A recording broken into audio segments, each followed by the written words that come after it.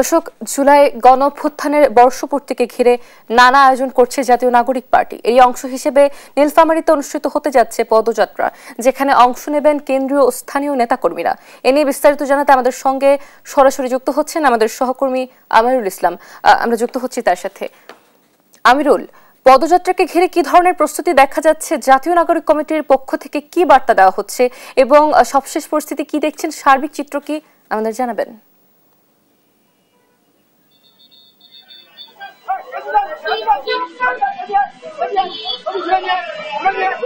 অথচ আপনি যেমনটি বলছিলেন, দেশ গঠনে জাতীয় নাগরিক পার্টি এনসিপির জুলাই পদযাত্রা আজকে তৃতীয় দিন।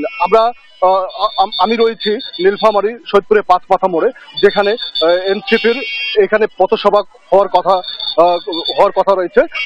আমরা জানতে পেরেছি যে কেন্দ্রীয় নেতৃবৃন্দ এখনো রংপুরে অবস্থান করছেন। তারা গতকাল রাতেই সেখানে অবস্থান করেছিলেন এবং তার সফর সঙ্গী এবং মিডিয়া কর্মীরা সৈয়দপুরে অবস্থান করছিলেন। তাদের কর্মসূচি 10:30টার সময় সৈয়দপুরে যে শহীদ সাজ্জাদ রয়েছে তার হাতিখানা কবরস্থানটা জিয়ারত করবেন।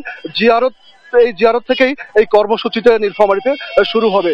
এরপরে আপনি জানেন যে নীলফামারী সৈয়দপুরে প্রায় 30টি মতো আটকে পড়া পাকিস্তানি ক্যাম্প রয়েছে, যার মধ্যে উল্লেখযোগ্য হচ্ছে হাতিখানা ক্যাম্প। কেন্দ্রীয় নেতৃবৃন্দ এনসিপি যারা রয়েছেন তারা এই হাতিখানা ক্যাম্পটি পরিদর্শন করবেন এবং সেখানে নাহিদ ইসলামের বক্তব্য দেওয়ার কথা রয়েছে। এরপরে আমি যেখানে রয়েছি এই পাঁচমাথা মোড়ে তারা পথসভা করবেন, এখানে বক্তব্য দিবেন। এরপরে তারা চলে যাবেন উত্তরা আবাসনে। এখানে আরেকটি আবাসন রয়েছে যেখানে অবাঙালি এবং বাঙালি যারা সব গৃহহীন রয়েছে, তারা প্রায় 500টি পরিবার সেখানে রয়েছে, সেখানে পথসভায় বক্তব্য রাখবেন।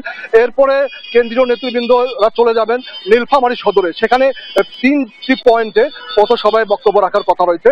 এই 3টি পয়েন্ট হচ্ছে আনন্দবাবুর ফুল, কালীতলা এবং চরঙ্গি মোড়ে তারা সেখানে বক্তব্য রাখবেন। আমরা এনসিপির যে নেতৃবৃন্দ, স্থানীয় নেতৃবৃন্দ রয়েছে তাদের সাথে আমরা কথা বলেছি। তারা বলছেন জুলাই যে পদযাত্রা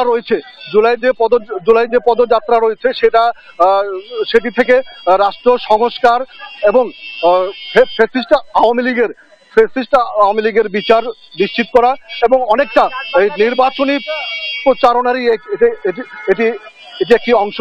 এবং তারা বলছেন ফ্যাসিস্ট আওয়ামী লীগ সরকারের সময় ওরা শুধুমাত্র উন্নয়নের ধোঁয়া তোলে, সাধারণ মানুষকে বোকা বানিয়েছে। এই নীলফামারী জেলার তেমন কোনো ইতিবাচক উন্নয়ন হয়নি।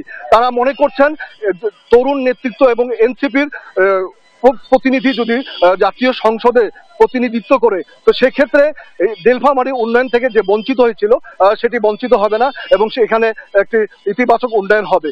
তো তারা এমনটি মনে করছেন। আমার কাছে এই পর্যন্ত ছিল সর্বশেষ খবর। এরপরে আমরা আবার আপডেট জানাতে যুক্ত হব দেশ টিভি সংবাদে। অতসী।